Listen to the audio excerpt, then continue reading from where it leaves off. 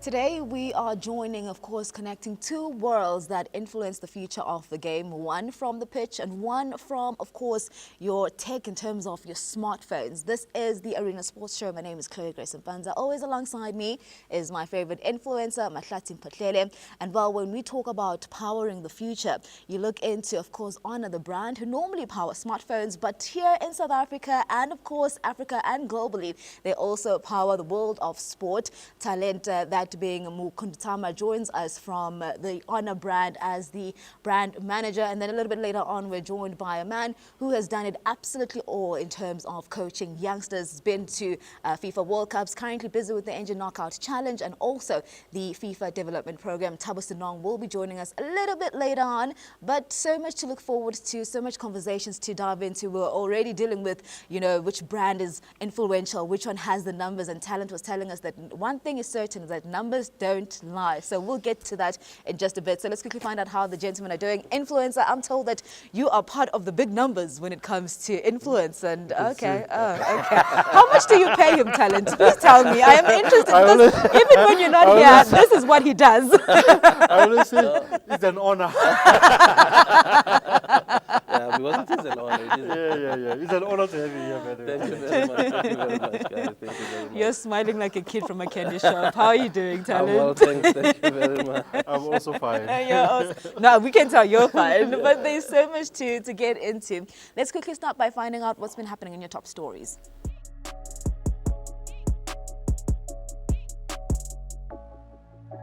The PSL domestic campaign gets underway this weekend with the MTN 8 quarterfinal stage, where teams will be looking to dethrone Orlando Pirates, who are the defending champions. The Springboks have convened in camp in Johannesburg to start preparations for the Rugby Championships, which start in a fortnight against Australia at Ellis Park. Banyana have returned home from the African Women's Cup of Nations, WAFCON, where they failed to defend their trophy when they lost to Ghana in the third and playoff match.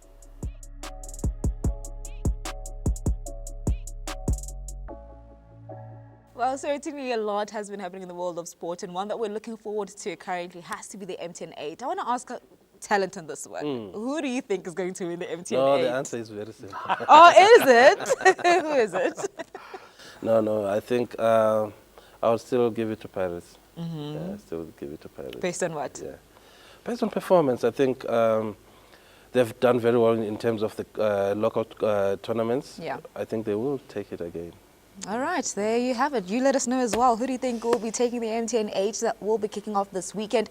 Influencer, we're not going to ask you, but I want to know from you. Yeah, thanks for not asking me. I know, right? But when you look into, of course, then stars of the week, people that have impressed us, that's what I want to find out from you firstly. Who has impressed you? Bayanda Walaza.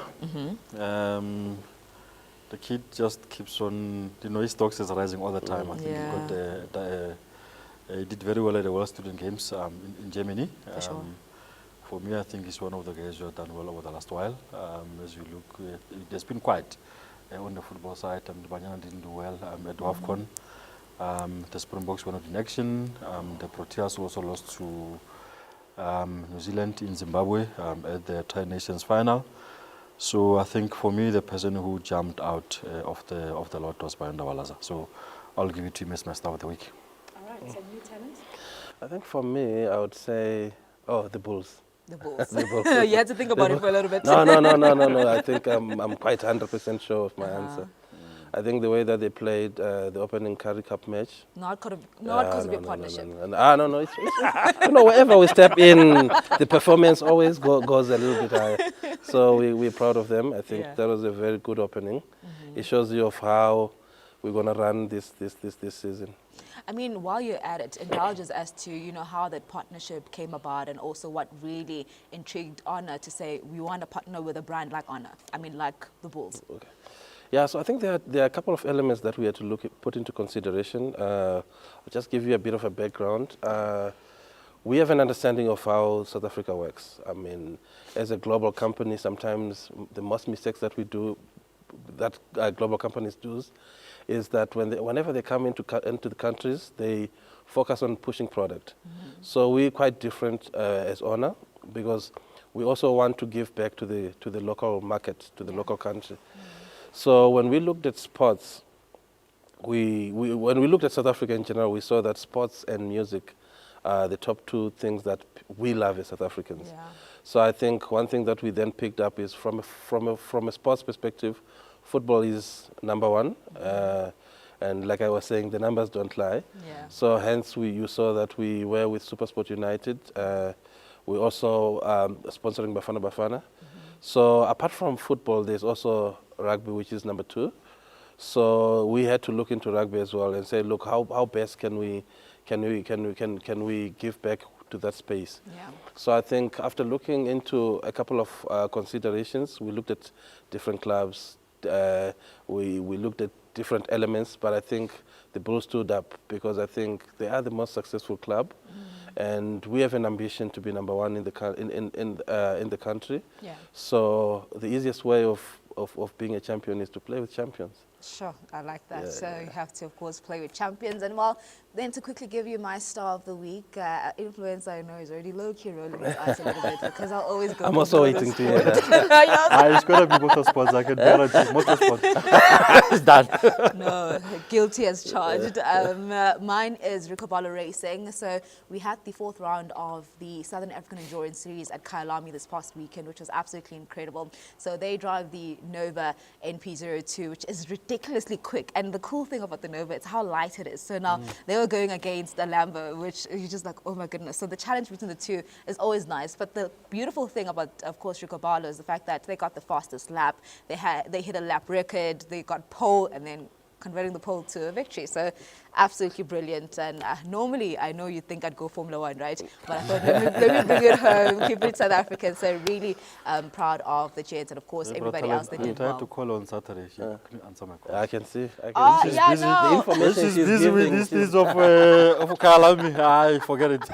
maybe we can learn a thing or two from her. She invited me, I must be honest. He and, did. I He cou- I decided couldn't. not to come. Oh, please, so I'll so wait for you my, should yeah, come please. to the next I'll, one. I'll wait for my invitation. Okay, fantastic. You spoke about, of course, Bafana Bafana a little bit, and I mean also the fact that sport music goes hand in hand here in South Africa. What have you seen in terms of supporting Bafana Bafana? I know you say you don't look to push product, but really the partnership between the two, what makes it so perfect? I think there are two elements that we need to look into. I think what we've done is, as a sponsor, as a technology devices sponsor to Bafana Bafana, it was more about putting the handsets into their hands. Yeah. So we want to give everyone an opportunity to tap into AI, which is something that we actually represent very well. So when we gave them, of course, the partnership comes with them getting the devices. So that is one element where we empower the players to say, look, you can still connect to your fans easily using the smartphones. But then our relationship does not just end there. We've also extended it to say, look, apart from that, how can the fans also benefit from this? So I think we've done quite a lot in that space. We've done a lot of product giveaways. For the upcoming match against Nigeria, I think we're going to have a full bus of fans that we're going to take from different parts of the country. Oh, nice. And then they will all meet up here in Johannesburg, then drive them to Bloem. Is Mpumalanga on your list? I'll leave that to Errol, the SAFA guys. Once they confirm anything in that space, definitely we'll do that. She's from Mpumalanga. I'll keep my mouth shut on that one. Off the record, I will tell you. Okay. But yeah, we will have our fans traveling to Bloem, get a chance to see the players, get a chance to have a VIP treatment. I mean, sit with the who's and who's, and also get some nice goodies from us and have an awesome experience, all expense paid by Honor. So I think it's also part of us trying to give back to make sure that everyone gets an opportunity to be a star. I like that. So, Mr. Talent, I just want to check, what sort of feedback are you getting from, obviously football is a little bit, well, not a little bit, but it's too technical these days, and you know, you are offering so you've got laptops and gadgets and all these kind of things, which can help fitness people and fitness trainers. What sort of feedback are you getting from them, from the technology that you guys have? So I think the feedback has been very positive. I think what we've done, then you'll have the players getting the phones and the wearables, which is the watches and stuff. But also from a technical perspective, we had to also look at the best laptops that they can get, that are very advanced in terms of the technology, as well as the tablets. So I think whenever we watch international games, you'll always see that the international coaches, they have a tablet that is there, that enables them to actually review and check the match in real time. So I think we're empowering our local coaches again with that technology so that they can be able to match the international standard. Yeah. And then, I mean, a word that we always hear from sponsors is return on investment, right? And I'm interested to find out, of course, right? That's one thing you always hear. How does Honor measure that? So I think there always has to be an objective in terms of what you want to achieve. I think one of the biggest things that we as Honor stand on is trust. We want to build a very strong brand that is based on trust. We want the people of South Africa to trust us. So there is no value or amount of money that can buy that. So when we do things like this, we're showing the country that this is our commitment as a brand. And what we have seen is that millions and millions of South Africa are trusting us more. So that is now, the true reflection of that is in the numbers, like we've been saying. If you look at the number of devices that we're selling each and every month, it shows you that people are actually trusting us more and more and more and more. So I think that is the biggest thing that we want out of everything that we're doing, to gain the trust of the South Africans. For sure. And also I think this is a big year for you guys, because if you look at Bafana, I think they've got 5 World Cup qualifiers. They've got AFCON. If they get to a World Cup, next year they'll be the World Cup. And also on the rugby side, we've got the URC, we've got the Champions Cup, and the Currie Cup that is on now. So, you know, it's quite a big year for the brand in terms of what's happening in sports. Yeah, that's very important. I think if you look at what we've done with Bafana Bafana, it's quite phenomenal, because right now we just spoke about the upcoming World Cup qualifiers, but also I think if you remember very well at our launch event, we did announce that we will be sending some fans to Morocco to actually go and support the team. That's also something that can be a dream for other fans. They won't get that opportunity, but for us, it's more about how can we empower not only the team but also the fans, because that builds and completes the whole ecosystem. Not only the coaches, not only the players, but also the fans. So that is what we believe in, and I think with the Bulls, we just announced recently. So I think a lot is in the pipeline. We're still having meetings to see how we can collaborate to make sure that whatever we're doing with SAFA and Bafana Bafana we can replicate it on the other side. So I think for the rugby fans, I think this is the time to move to the Bulls. This is the best time, And I see you're hosting some guys on Saturday. On Saturday, yeah. No, I think you already received your invitation. I think it's our first home match. So the best way that we can do is to say to everyone, come, let's celebrate together, because you know it's a big match, but I know our boys are going to win.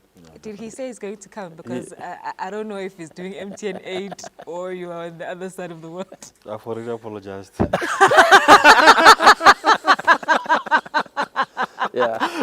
So I think also another thing that we are proud of, I think, is the fact that with our relationship with SAFA, we did not only just limit ourselves to the main team, which is Bafana Bafana. I think when the under-20s came back from AFCON. Came back. You see, that's where everyone gets it wrong. We then, before they left, that's when we made the decision to say, you know what, we want to sponsor these boys. So, and we watched those matches religiously, because we believed in them. You see, before they even left, and then when they brought the trophy, definitely we had to do something special for them. Hence, we gave all of them the devices, and now they are going to World Cup. Who knows what surprise we have for them? Who knows? I love the surprises from Honor. We'll keep it quiet, but I think definitely we actually enjoying that space, and we will try to do more so that we can be able to make sure that we connect people as much as possible. And then lastly, I mean, talent, for the longest time, when you look into South African football, a lot of fans were complaining about, you know, in terms of seats on bums or bums on seats, right? Where fans were not going to the stadium anymore. But the past few seasons, we've seen a change where fans are going back, and arguably a lot of people saying that Escotini was the best place to be the past few seasons, right? From a brand perspective, you know, seeing fans being excited about football as well. Talk to us about that element. I think that's quite interesting, eh? Because you see, I think when we did our announcement for the Bafana match, we actually drove to Polokwane for the first match. Yeah. The environment was electrifying, and it was the best that you can have. I think for us as a brand, it presents an opportunity to say, how can we activate? People can see Honor on the TVs and everything, but when you have such a platform, you can then say, look, how can we make sure that people actually get an opportunity to hold the phone and actually see the amazing things that the phone has? Yeah. So I think that's how we look at it as a brand, but it's something that we encourage, because we also want people to connect not only through business but also sport. Yeah. So I think that's a very important thing, and as a brand we encourage that. All right, quickly, you gave me a cool fact about your phone that my phone can't do. Do you want to share it with, that's your camera, you want to share it with the viewers real quick?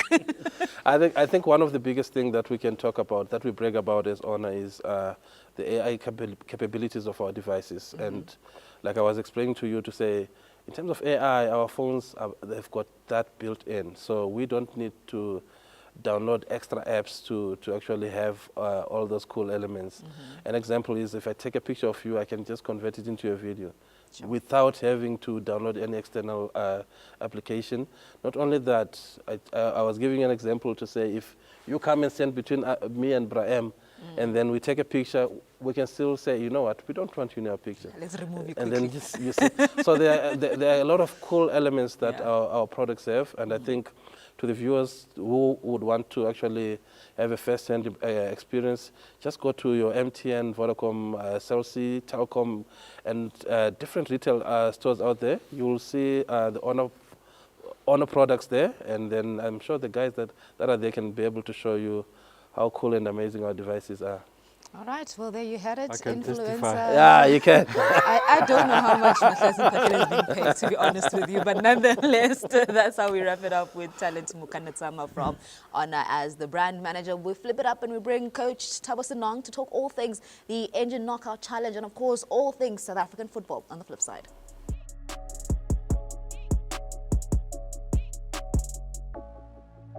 All right, we did mention that we're flipping all things. Coach Thabo Senong joins us now. He says he's gained weight. I'm thinking he's lost weight. I'm a bit confused. Maybe you can let me know on this one what you think, Coach. Malawi treating you well, clearly, if you think you've gained weight. They definitely treating me well. I think I've picked up a few kilos. I think so, but still try to keep fit. I saw that. You and Brighton were busy training. How's it training with Shiva? I must join them. For sure. No, you're doing well on your own. Keep up great work. Sorry, Coach, yes, you were saying. No, he's definitely, he loves training, he loves keeping fit. We love it as well. I mean, it's only key that we prioritize wellness, you know, physically, emotionally, you know, so we try to keep fit whenever we find the time. And I like the fact that because of the Engine Knockout Challenge, that brotherhood still continues while you're working and when you're not working. I mean, because if you're going to work out together, that shows also how close you are. How has the Knockout Challenge been for you guys in terms of like traveling really and just making sure that you scout and find the talent around the country? Yeah, it's been good, maybe especially when you start from just the Engine Sports team point of view, together with MSC Sports. Staff people, you could see that they are doing a lot of work behind the scenes. The tournament is one of the most organized, well-run tournament events in the country. And it's always nice to interact with other people. I mean, Brighton was my goalkeeper when I was at Pirates Academy. So it's always nice just to connect with players that you've coached, you've worked with, and see how they are progressing in life, in their careers, which is actually doing well for himself. I love that.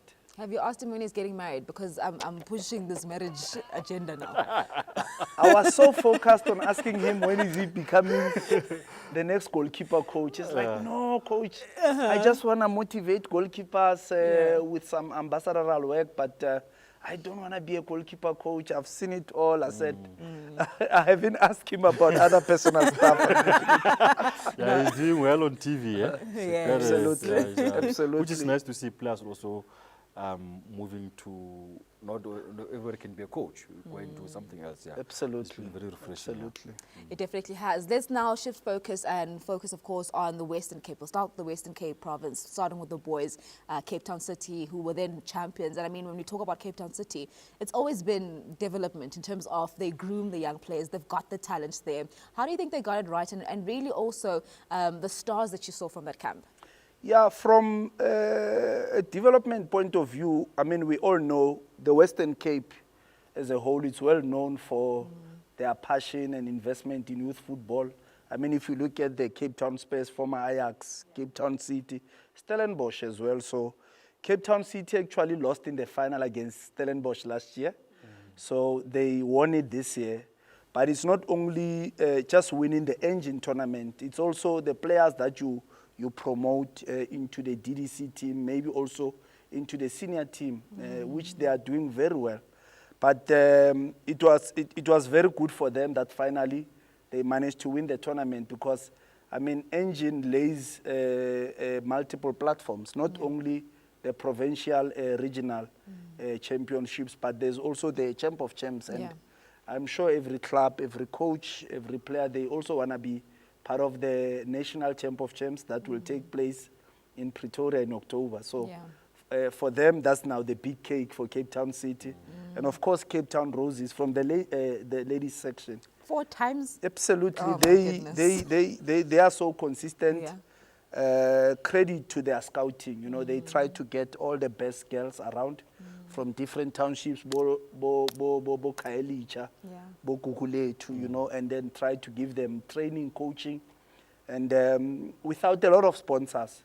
So for them, they know that the Engine tournament, it's actually their biggest platform to really lay platform, and then the universities will just come and scout those girls. Junior national teams, Basitsana, Bantwana, Bobanyana, they start giving those girls opportunities. You know. Coach, do you think enough has been done, man, to really go out there, to sort of the rural of the rural and all those things, to find talent? Because the logic dictates that talent is there. You just need to go and find it somehow. Yeah, you know, Mahlatse, geographically, we are a huge country. So with some geographical dynamics that sometimes don't make it easy for club scouts to access other areas. So we still have those disadvantaged provinces, in my opinion. You mentioned Limpopo, Mpumalanga, Yes, you know, yes, thank you, Northern Coach. Cape, Northwest. So those are like not your popular provinces in terms of seeing a lot of scouts every weekend. But believe me, you know, those scouts, I mean, those provinces actually have a lot of talent. Because talents deserve a chance, and then I think we can do better as a country to make sure that we give every player a chance with regard to scouting, because it needs resources, it needs money, it needs clubs that invest in appointing, hiring full-time scouts. So we don't see a lot of that. We don't see our professional clubs appointing enough scouts.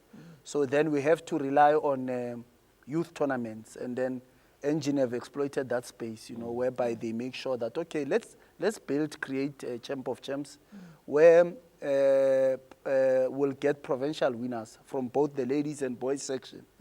And but I think we could still do more because whenever the tournament is taking place at that respective province, when they are playing the Engine provincial tournament, would love to see more scouts, because it's not only the winners that have the talents, but even the team Ebazoinoka in the group stage very early, they can probably have 1 or 2 girls that is promising, 1 boy that has potential.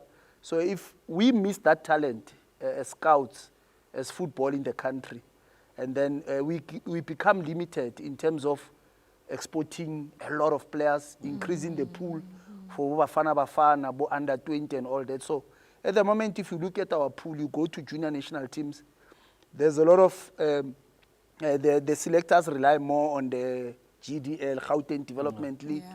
Bafana Bafana also relies a lot on local players. It seems like we are not exporting more, because to export more, you have to make sure that you have a big pool of exceptional young talents. So we need to really work hard on that as a country. Sure. And also, what have you found in terms of coaching there? Because kids needs to be coached right away from their very development. And Yeah. we find that they are not properly qualified coaches at grassroots. Yeah, excellent question again, Mahlatse. Coach education, coach development is still a challenge in South Africa, because, again, it goes back to the resources, the advantaged provinces, disadvantaged provinces. So you find that advantaged provinces are very active in coach education. I'm a course, you know, D license, C license, B license, and so forth, and even workshops to support those licenses. But you go again to other provinces, like we're in the Eastern Cape, you could see that the talent, the natural talent that is there at their disposal is not really supported with the quality of coaching, you know. So probably they need more investment in coach education, coach development. And so that's a huge gap, whereby coaches are not well groomed. Yeah. And without good coaches, you'll never produce good players. True. And hence now, Engine, the Champ of Champs, have decided again to say, okay, fine, let's bring all the coaches, but let's first have a workshop coach, a coaching workshop, just to discuss trends of youth football, discuss ways of maximizing talents, how to conduct warm-ups in the modern game, football specificity, how to periodize players, physical preparation, periodization, because sometimes they play a lot of games, how do you fast-track recovery, tactics, and also just facilitating how to talk with the players, and also how to just maybe bring back the freedom, because I'm sure when you watch those tournaments, sometimes they are played 25 minutes per half. There's pressure to win, and then we forget our characteristics as a country. We don't see the creativity a lot, and maybe the freedom a lot, and the independence from the players. So in the workshop, these are some of the things that we want to discuss with the coaches, so that in wanting to win at youth football, Clauiee, it's not at the expense of the creativity of the players. It's not at the expense of the independence of the players. And I mean, Coach, I'm glad that you mentioned youth trends, because when you look into the evolution of the game, I mean, you talk so much about, you know, players like Kibeli Bola, and that's criticized. So now when you're talking to these young players as well, what's the conversation in terms of now, yes, still have fun, enjoy the game, but also make sure that you're progressive? Yeah, you know, we get attacked a lot as coaches, especially when we touch that topic, because you know, a lot of people say, "Ipola letu, ipola la sekasi." I mean, I'm a township boy myself, you know, from Pimville, and I coached in the township plus minus 7 years, and but I've always emphasized the importance of being effective and efficient, using your skills to benefit the team, using your skills to create a chance, or to create a goal, or to score a goal, not using a skill to mock the opponents, or not using the skill to be negative and go back, you know. So again, it goes back to our perception about the game, you know. We need to understand as South Africans that football is not played in a vacuum, Mahlatse. You know, football is played in a global space. Our under 15 boys in Nelspruit or in Soweto, they are competing against under 15 boys in Spain. They are training at the moment. They are being taught the game. They are being prepared for future football. So if we slow up in that regard, then we'll struggle to catch up, you know, because we want to compete against the best in the globe. So we're not playing against ourselves. So we need to be very careful how we perceive skill, or how we define talent, because sometimes the definition or the perception of our skill, if we are in a vacuum, might actually make us regress as a footballing nation. Sure, I'm that's glad actually you're good. saying it, Coach. I've said it here more than 1,000,000 times. Yeah, but then again, I'm gonna be. He feels like he's But always right, you know, this guy. that's definitely very, very Dancing. important. If you have to dance, you must go to a nightclub. Mahlatse Mphahlele. Anyway, Coach Senong, you are the guest here. Talk to us then about when you bring it back to Gauteng. I mean, UJ ladies as well, also doing really well. And one thing about being at Marks Park is that the crowds will always come out, and it's always such a vibe being around here. Talk to us about how that went. Yeah, no, well, Gauteng, you have to start with the crowd and the Yeah. support, the fans, parents as well. Yeah. I must say that the parents are very supportive. And the passion for the tournament, you know, engine tournament is huge, you know. We got confused, is this Champ of Champs already or is this engine, you know, Gauteng? So it was very tough because you have the big guns, you know, the elite academies, Mamelodi Sundowns, Orlando Pirates were back this time around from their absence last year. Kaizer Chiefs, SuperSport United, those are your elite academies. Now they have to play with these organized football community clubs that are participating in the GDL. Abo Panorama, Abo Joburg City, you know, Abo Resa, you know, all this. So, and you could see the gap is closed. Nice. You know, the gap is closed whereby, I mean, look at the champions. Yeah. Panorama, they deservedly won the tournament. Coming from 1-0 at the final against Kaizer Chiefs, you know, and in the ladies section, UJ are still showing their superiority, dominance, and then credit to their good coaching, Coach Delimbata, and also how they recruit players, and how they also have a nice system within their structures in terms of people who are supporting the coaches. Yeah. Analysts, I saw 9 analysts, Sure. video analysts that were Sure. supporting different clubs. That's massive. So the tournament has really grown, and fitness trainers just to fast-track recovery with the physical demands of the tournament. So Gauteng was amazing and beautiful, but it was indeed unpredictable. Now Panorama are the champions, UJ are the champions, and we can't wait to see how they fare against the other provincial representative at the Champ of Champs in October. And there's a good story that comes from UJ, Adriela Mibe, who got a scholarship with, of course, Arizona. Talk to us about that. I mean, we talk about empowering and you talk about not only competing South Africa, but we're competing against the world. And here's our very own that's going to shine, of course, the South African flag quite high. Exactly. I mean, that's what the objective is about, Chloe. Engine tournament has always been about creating opportunities for young players because the slogan says it's your moment to become a future disc legend. So seeing players being recognized and scouted by international organizations. Now she'll be continuing with college football in the US, and then that will only benefit her in a pathway, but also benefit Banyana Banyan. True. You know, in the long run, because we also want to have a bigger pool of players playing abroad. So that they also get accelerated education in their football talents. Then they come, they benefit us. I mean, you see the recent AFCON, you could see that the teams that were dominating the tournament are teams that have a lot of international footballers. So their talent is being maximized. There's more support, maybe resources. So it's a beautiful story for Adriana just to go abroad at her age, and I'm sure when she's 20, 23, she's going to be a key asset for the country.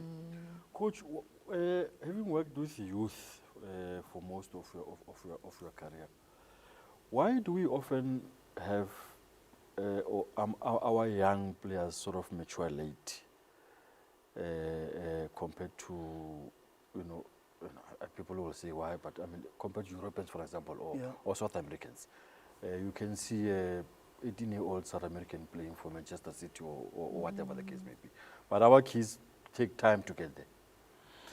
Yeah, so it's many factors again, Mahlatse, because for players to mature very early, then they also have to stay early, so to start early. So if you look at the 10 years, because to develop a player fully, it takes a 10-year cycle. True. So now, if a player starts at 12, that means he will really peak at 22 with a 10 years development cycle that is involved in football. So that's why we encourage that we start as early as 6 and 7 to stimulate the talent at grassroots, to make them get more contact with the ball.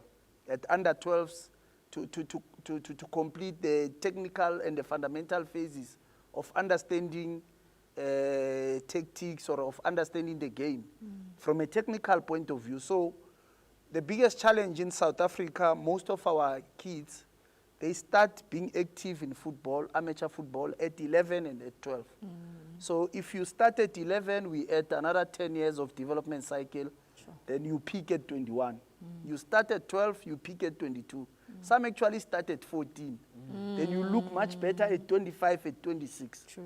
So now if you go to progressive footballing continents, whether it's South America, or maybe you go to Europe, or to even Asia as well, they start so early at 16, 17 to really keep the talent stimulated. And then already you see those young boys at 18, look at Miles at Arsenal, the left back. Yeah. Then you see them picking, but also the number of opportunities we have. Remember, we have only 16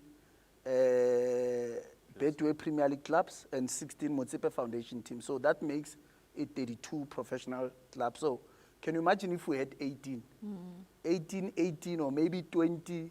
So that will also increase the number of sports that are available for our youngsters to be given a chance. Sure. Now you have to only rely on very brave clubs that are not scared just to throw youth players. I mean, Cape Town City throwing 18, 16-year-olds on the pitch to develop. Orlando Pirates, Stellenbosch, Super Sports to some extent.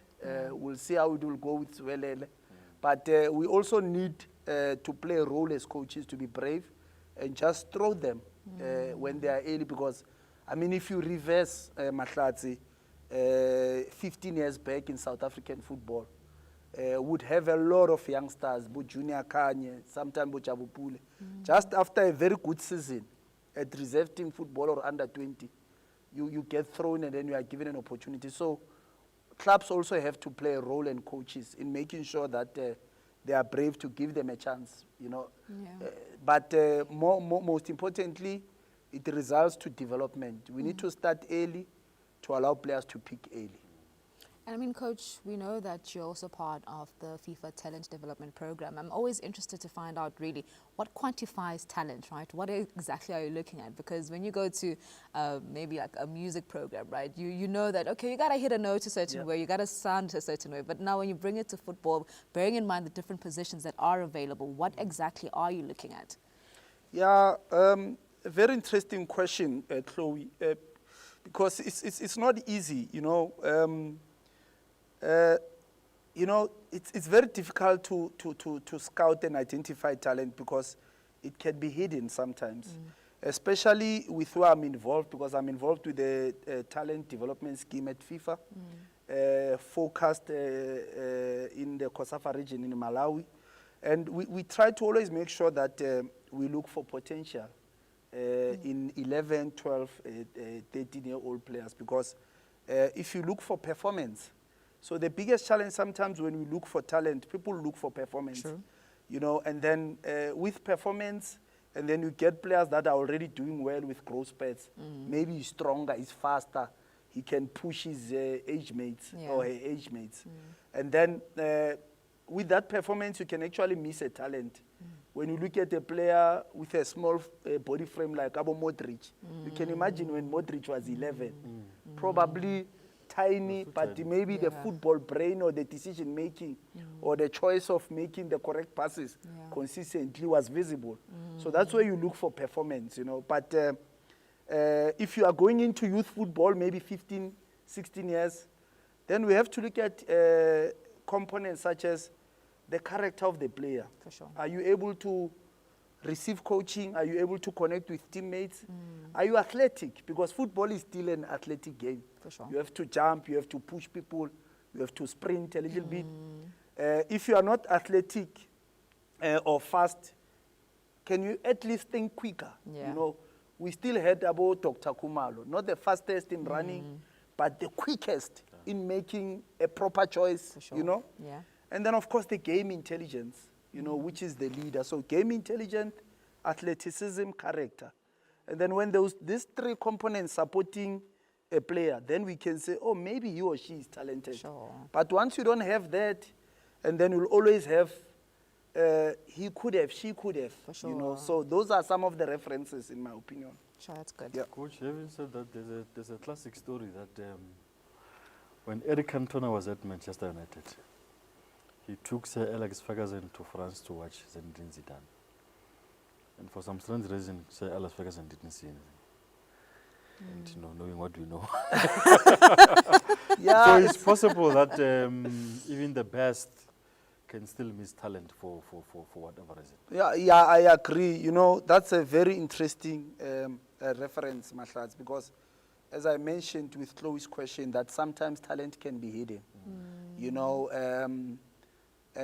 so sometimes when Zidane was in his early 20s, or maybe around 18 and 19, maybe he didn't suit the demands or the criteria of the coaches that time. You could see, because you could see that he really peaked very late and became one of the best players in the world. So that means someone somewhere missed him, you know.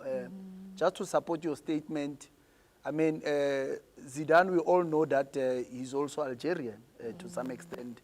And there was also a talk that he was ignored by the Algerian coaches at under 23 level because he's not physically strong enough, he's not fast enough. So again, it goes to how we view talent, how we perceive talent, and how we are willing. I'll use an example, maybe with a Patrick Tito Maswangai. Before he signed with SuperSport, he had actually spent 14 months without being active, struggling to get a club. Because remember, he was developed as Stars of Africa, went to Euro, to Portugal, 4th division teams, came back around COVID time, and sat at home for between 14 to 16 months, 16, trying to get a trial there. And a lot of teams could not see his potential, you know. It's only SuperSport that really said, maybe there's something in him. SuperSport gave him a chance. He started to revive himself as a left winger. Then Pirates signed him. Yeah. Look at him now. One of the key influential attackers. Yeah. For Bafana, for Orlando Pirates. So talent can be missed, talent can be hidden. So hence, we always have to not look for the obvious things, which is performance. But we must always try to observe the hidden potential within athletes and players. Now, what do you need to have in you as an individual to be able to spot talent? Because not everybody can spot talent. I mean, even trained people, sometimes they do miss it. But you can. I'll give you an example with the guy from Davidton, Mahlatse or something. Yes. You know, this is a guy who every season he just found players, and those players were actually exceptional footballers. So it means he had a gift somehow of just being able to look and see, no, this is something, this is not, this is something, this is not. No, the late Mahlatse was very gifted and talented. May his soul rest in peace. I mean, you cannot stop to count the players that he produced for Kaizer Chiefs. Touch Mabaso, Jabupule, Skapi Mahlatse, Junior Kanye. But this was due to his strength to being patient. You know, you have to be patient. I'll also use our legendary coaches as a reference. Jomo Sono and the late Clive Barker. Yeah, 100%. Their biggest strengths to unleash talent is their patience. They are very patient. They are top scouts, in my opinion, but it's because of their quality in being patient. I mean, the late Clive Barker gave Themba Zwane 30 games at Mpumalanga Aces, being loaned from Mamelodi Sundowns, from the late Johan Nieskens. So you are not ready for Sundowns, you are Themba Zwane Mshishi, coming from Vardos in the ABC at Mbisa. Sundowns is a big club, lots of top players.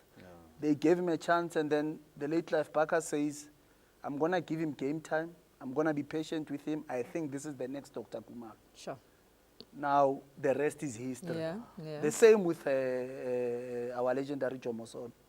He produced a lot of players. I mean, he produced a super team from Cosmos, Bom Keleles, they went to Orlando Pirates. And every time when you go to watch his sessions and all, he's very patient. He's very patient. He doesn't interfere with talent when a player is trying to find solutions. He just observes, and then he'll bring that player. So sometimes we are impatient, especially I'm using this to talk to our young coaches, maybe to our young scouts, because hence I'm using reference of one of the top scouts, which are legendary coaches. Yeah. I think patience becomes key, and looking for the potential and not rushing to look for the performance. And then there's a lot of players, sorry, Clauiee, there's a lot of players who sometimes don't speak good of European coaches. You see, they come here and they restrict. I mean, on top of my head, I think Mushin was one of the coaches who really didn't temper too much with South African talent. The late Ted, and there's a few others. You know, do you remember the famous story of Paul Doleza saying, Sheikhs look there and pass there, frustrate the players. You have those kinds of things, so maybe too much European influence, or Europeans who can't get into the mind of an African. Yeah, so football is a global game, and it's a game that evolves a lot. So players have to be adaptable and flexible to evolve with the trends. And coaches also have to be adaptable and flexible to evolve with the trends. And also respecting the characteristics of the working environment in their disposal, or maybe the quality of the players at hand, or the nature of the players, and maybe the style of play. And that's why I'll always use different coaches as a reference. I mean, we found coaches that have come into the South African space, and they've really assisted us with bringing the structure, because football needs a balance of structure and chaos. You know, the chaos represents this attacking creativity, and the structure represents the organization. When structure dominates the chaos too much, then you can't unlock defenses. When the chaos dominates the structure, you can't really compete at the global space. Yeah. So hence, I always feel that it's important to have foreign coaches, but also we have to be mindful that when the foreign coaches come in, they have to respect the characteristics of the players, understand them, you know, and also go to courses. I mean, I'll always use the late Ted as a reference. Yeah. The late Ted, when he came into South Africa, he wanted to understand South Africa, research, and also wrote a couple of books and research manuals. Maximal training. Maximal training is one of them, and helped South Africa a lot. The likes of Ernest. You know, Ernest came, he did his CAF B license. I mean, he's a UEFA Pro holder, but he did his CAF B license in South Africa, just to understand the thinking behind the coaches, maybe the thinking behind players, you know. So it's always important to make sure that we welcome foreign coaches, foreign influence, so that they bring their perspectives, and then they also respect our environment, so that there's a balance, you know. I mean, Brazil have just taken a foreign coach from Europe. I've been a foreign coach. I've been in Tanzania. I've been in Lesotho. Yeah. You know, I'm now in Malawi. Can you imagine Coach Pito, Coach Rulani now is in Algeria. So it's always important to understand that football is universal, global. It evolves. And I mean, you have to look at Kaizer Chiefs. NS came, and what happened to Siyabonga Nkosi? You know, Siyabonga Nkosi was improved. He went to go play in Germany, and Rowan Fernandez as well. So I think we shouldn't be very emotional and say we only want local coaches. I think we need foreign coaches that are open-minded, with a growth mindset, to understand our strengths as a country, and also help us maximize our weaknesses. Because I don't think we are a perfect football nation. I think we have some limitations, but of course we have some strengths in football. I mean, Coach, with that thought, perhaps also indulge us in terms of now when you look into a technical bench, because that's also the conversation in terms of when you are then the foreign coach, is it important to have the locals assist you as your technical team? Absolutely, because you need information, and you need knowledge. So you've got to design a mechanism as a coach when you enter a foreign country to say, what's going to be my mechanism to get information? Yeah. Can I use analysis? Can I use technicians around me? You know, can I use other forms of research? But without information, then you won't be able to provide solutions, because the solutions have to marry with the problems. And sometimes we see clubs that just bring a head coach and completely together with a new technical bench. Sometimes with less information about the dynamics and the characteristics of the country. And that will always hamper, affect performance. And we see that, especially also in the South African game. Sure. I've experienced that as well when I move into a foreign country, how important to get information from some of the local technical members. I just think that is very, very important. I mean, when Pep Guardiola arrived at Man City, coming from Germany, he needed someone who understands the league. He took Arteta to say, Arteta, you've played in this league, you understand the English league, come closer, educate me. Yes, maybe I'm Pep, I'm the best coach in the world, but you still need education, because you can never stop learning in this game. Sure, You need the right people, because these other ones, they bring that thing here. Yeah. You're so spicy. Like, there's no need. It was walk on by the wall. Yeah, exactly. He kill you. Don't take him serious, coach. But anyway, just before we look in what's coming up this weekend, coach, also indulge us. I mean, when you look into the young South Africans, the past season, really, how they've fared, the likes of Yoriles, Yonkotas, Malibongo Khoza as well, just overall youngsters in the league. What have you made of them? Yeah, no, some of our youngsters in the league were given a chance. And they grabbed it with both hands, you know. You've just used Bo Nkota as a reference, and you look at Bo Titus at Stellenbosch, Rile Mofokeng, you know, Khoza, the centre back at Mamelodi Sundowns. So there's been players. Sometimes Mfundo Vilakazi would really do well, given a chance at Kaizer Chiefs. So I like how the youngsters have really shown that, no, given a chance, they have the potential. And also, you could see how it has helped Amajita as well. True. Amajita are the current champions of the continent. And they will always be at your heart, ne? Absolutely, absolutely. And you look at the players, we have Rapo, he went there and he had minutes at SuperSport United, you know, so that's very, very key to say. Some of those players that were there were very key to help us make sure that we win. And a lot of players were training with their senior teams. Fundo Vilakazi, Kutlwano Ditlaku, even Khumuli Mekekana gets a lot of minutes training with the Sundown senior team.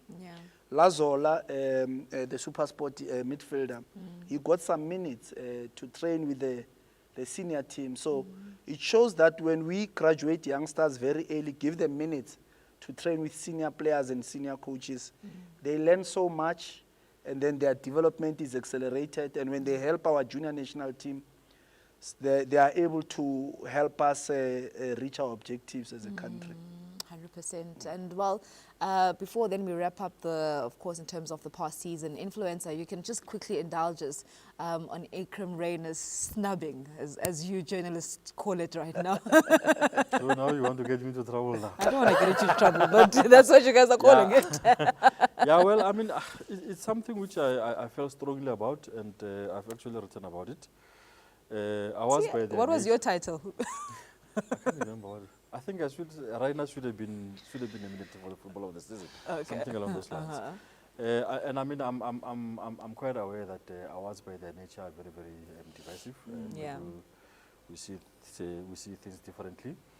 A lot of people were sort of saying maybe there's justification because the football of the season is by the coaches who are in the league, but you know, I mean, I think, you know, I'm entitled to disagree with the coaches. For the set players by the peers.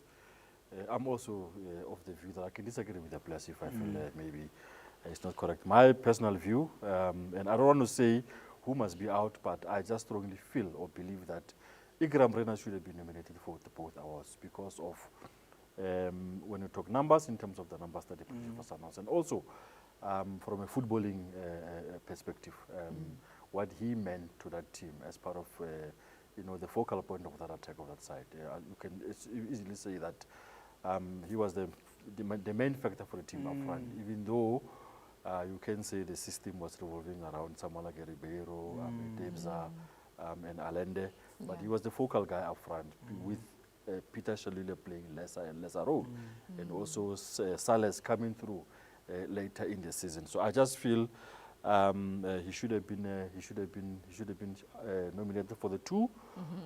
His numbers are much better compared to Maghalwa and Mufokeng. I'm not saying they should be out, but my view is that he should have been there. So it's something which will people to continue to talk about it. Yeah.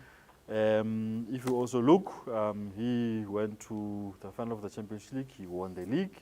He went to the final of the Carling.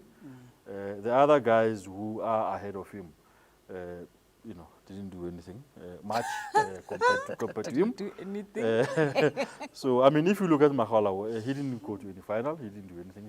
Maghalwa's strength was assist, but he was very lean on the goals. I'm a huge fan of Rele. I think he's an exceptional footballer, but also he should do more, and he has admitted that himself that he needs to do more in terms of conversions, assists and goals. But yeah, I don't have a problem with Lucas Ribeiro because I've said it many times before. He's my player of the season.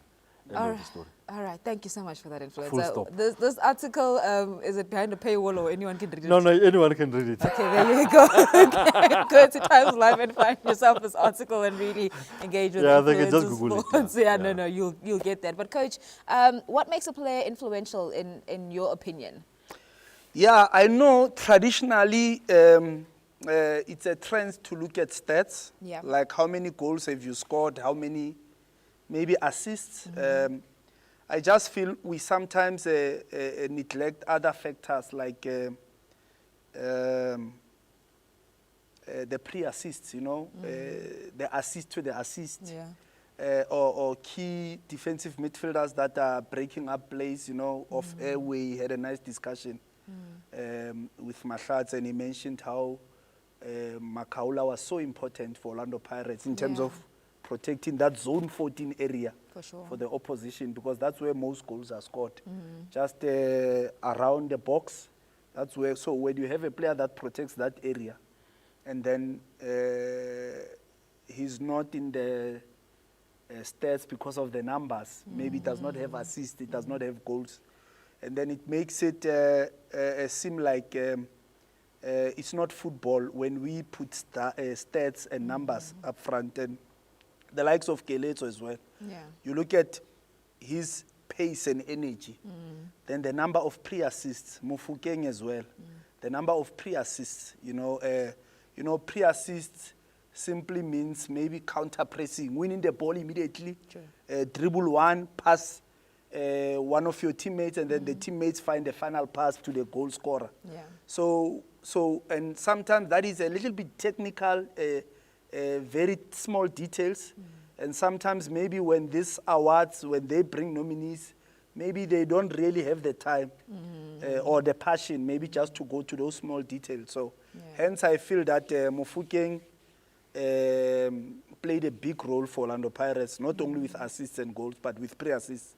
And Maghalwa Keletso as well for Sekhukhune United. The energy, because I mean, his explosive runs, the opposition has to foul him, So now he would create 4 or 5 fouls per half.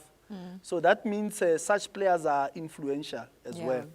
And especially when you are playing for a sort of less resource club from a qualitative point of view.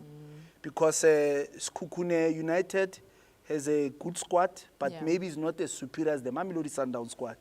So when you are playing for Mamelodi Sundowns, you are surrounded by quality. And then it should be possible for the likes of Ribeiro, Bobo in crime reigners. But with Kelotso's impact as Kukune, an impact on the league, with a club that is not as big as your Orlando Pirates or Mamelodi Sundowns or Kaizer Chiefs, I just felt he was a key influential player, and he deserves the nominee. I completely agree with you on that Well, one. coach, the other controversial one will be the coach of the season. If you want to know my view, the guy who wins the league must win that thing. I don't know about you. Yeah, Not to say who must win it, yeah, but just... yeah, look, I've always believed, even at youth tournaments, from youth tournaments to performance football, I've always believed that the coach who wins the league, because you have to plan. You know, you have to plan to win the league. There's periodization behind winning the league, because the league is a marathon. Yeah. And then maybe people will start saying, yeah, because they have quality players. When you have quality players, you need good management skills to make them gel, to bring harmony in the dressing room, to give them a tactical direction, to say you are all talented, but this is the tactical direction that we're going to follow. This is our game model. So you are still a very good coach. So for me, a coach that wins the league deserves to be coach of the season, whether at performance or at development. He feels justified. You're happy, eh? FIFA. Please. Caliber, eh? Please, Top notch, eh? Please.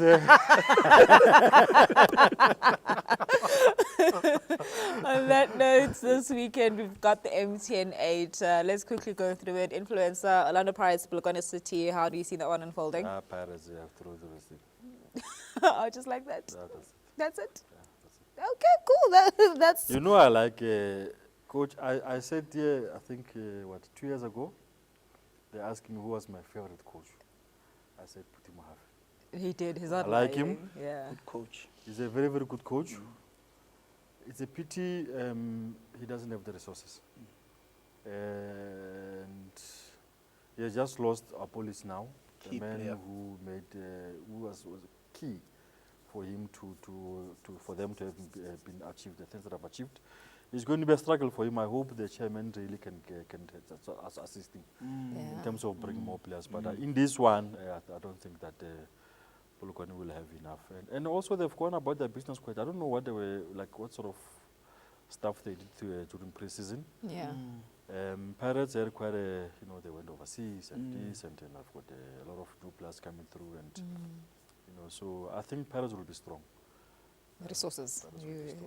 It's key in this game. Coach, I'm not going to go fixture by fixture with you, but just overall the top 8 and really how you handle, because you speak of periodization, how do you handle a cup like the MTN 8? Yeah, it's the periodization will be key, because you don't want your players to be pushed or to peak too early rather, and because then they'll accumulate early muscle injuries. So then issues of periodizing individual players, giving them 55, 60 minutes, 65 minutes. So when you look at Orlando Pirates, Kaizer Chiefs, because we watch some of their... Kaizer Chiefs not top 8. Yeah, no, I'm just talking about the preseason. You could see that they are balancing the minutes.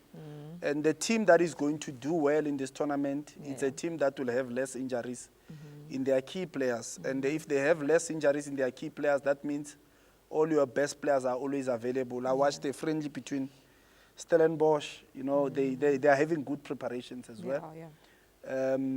They are still the surprise package. They might do well. But what we saw at Orlando Pirates looks good at the moment.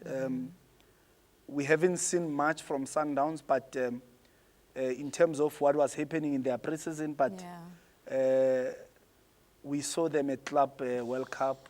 Mamelodi Sundowns were amazing. And they are just only growing stronger and better because they performed and showed their class against the best in the world. I can imagine, Coach, after playing against Borussia, that encouragement to say, no, guys, we got to go a level higher. I think exactly. It's going to be insane. They are motivated to become even better, but also their gap is stretching. So our local club have to work hard to Yeah. make sure that they catch up with Mamelodi Sundowns from qualitative superiority on the pitch and their tactical progression as a team. Yeah. You know, they are really doing well tactically, and they never stop to bring the quality in terms of their signings. They've got an amazing technical team, so Yeah. it's going to be an interesting one, and may the best team win. Yes, may the And best coach, team win. the other thing that may work in the advantage is continuity. They didn't have too Exactly. much disruptions. They've let go of a couple of players who were not playing last season anyway. They brought in one, Yeah. Pasadine. Yes. I also view Mutiba as some sort of a new signing for them. Yep. Because when he signed, he was injured and he just come through He's still now. under 4 games max. You know, so he's pretty much a new signing. Yes. The coach is there. You know, he will know the league better now. So there's not too much disruption. They were in For sure. Rustenburg for almost a week now, sharpening stuff up. Yeah. It's going to be very, very difficult for them to be stopped. Difficult for them That's to be all I'm stopped is gonna what we're say. hearing from the For Pirates, before you influencer. go, coach, I'm interested, you know, as you guys you do this analysis, how the coach is going to deal with Mbule and Maswanga in the same team. Coach, they threw it at you. I don't know. I don't know. I think It's going to be tricky. no, if you look at the Pirates setup, we need to understand that a technical team, they have a big technical team, and there are people who are playing an amazing role. And Pirates have always had players with big personalities, massive talents.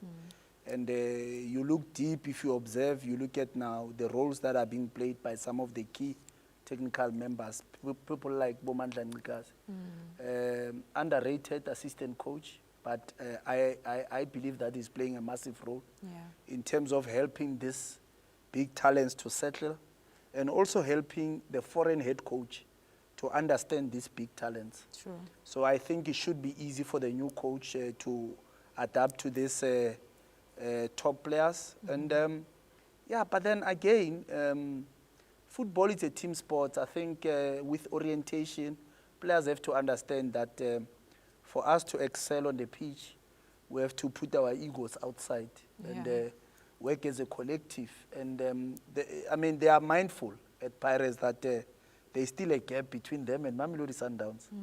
I mean, the league before this previous season, Sundowns stretched the league, won it with 23 points.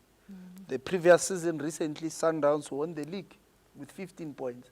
So Pirates, if they want to win the league, they know that they have to work very, very hard. And working very hard, it goes back to not only tactics, but team dynamics. Are we united as players? Do we have harmony? Are we consistent? Yeah. Can we be humble in victories even if there's maybe 5 wins in a row? You know, can we get better? So it's gonna be interesting, but I don't see any clash of egos, because you look at the coach himself, the new Orlando Pirates coach. You look at his journey as a player, well-traveled. You know, top player yeah, also. well-traveled. So he has been in dressing rooms where there's ego. So he will have the management experience and skills to help the players focus on their task at the end. We're going to throw the same question to him. So now you try answer it without taking the coach's answer. Sipombule, Dito, how does Pirates handle that? Yeah, it's going to be a difficult one. Considering also that I think Makaula is coming from an injury.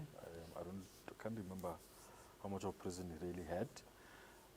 So when you're trying to find balance there, it may be a bit difficult. And also considering the fact that if at some stage Relay leaves, that balance will be severely disrupted. And can you afford to have 2 sort of expensive players in a team who won't offer you much when we are without the ball? I don't know. So yeah, it's one of the things that he's going to have to really have to think hard about. And also you've got younger players who will be competing in that space. Also, how do you, if you have got the 2 now and Relay and Apolis, how do you balance that attacking situation there? Because I can imagine Oswin has to play. Rele has to play. Sipo and Maswanganye, how do you do? Really, also I look at it, it's just me thinking aloud here. You'll have a situation where you'll have a police, I don't know on which wing they'll want, probably on the left wing. And then you may want to have Sipo here with talent, and Maswanganye way. And then also Rele normally played more as a left wing, or you can take a police to the right wing and Rele on the left wing, and who's your number 10? Yeah. So it's a bit of a difficult one, and also coaches will want to have mid there. You want to have a mid there, which worked for them last season with the combination of talent and Makaula. So if the two are there, and then you have got an addition of Sipo and a police. Someone must be sacrificed. I don't know how and who. So. All right, But well, I you've don't got have a the coaching answer. qualification, so No. we'll leave it to the coach. We'll leave it to the coach and we'll see how that will unpan. We do, of course, also have then Skakuna United, TS Galaxy, Richards Bay will be playing Mamelodi Sundowns and Stellenbosch and Amazulu. That will be, of course, then how the rest of... Do you want to give us predictions? Me, I don't trust your predictions, my guy. Like, you know who you are. You're my analyst. Just analyze in terms of predictions. I'm worried about Skukuri. They've signed too many players. You've been saying that for you the don't past 2 finish weeks. fourth and then you go sign 20 players. I mean, what kind of situation is that? Yeah, no, we'll see. We'll see what Eric Tinkler does with those players. But that's how we wrap up the Arena Sports Show. Thank you so much for joining us. We really appreciate it. Coach, always a pleasure having you alongside us. Thank you for the time.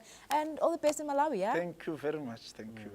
That's it, of course. We'll see you next week. Cheers. Goodbye.